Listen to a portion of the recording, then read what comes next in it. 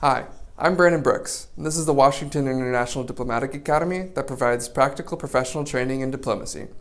As part of our video series previewing our sessions that we offer at the Academy, I'm pleased to welcome today Ambassador Tony Wayne, who teaches a session on the interagency foreign policy process. Ambassador Wayne has spent 40 years in the United States Foreign Service, including as ambassador to Mexico and Argentina. So Ambassador Wayne, what can we expect from one of your sessions?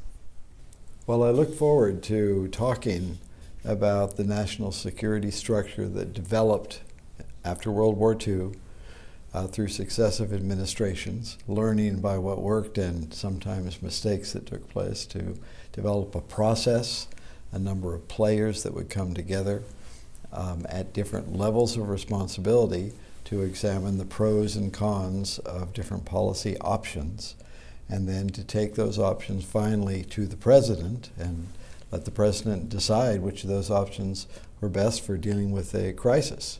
So we'll talk a bit about that history, a bit about the structure, and then we'll look at an actual case study, and the participants in the class will get to be play the part of some of the different actors on the National Security Council and actually talk through some of the issues and try to come to a decision.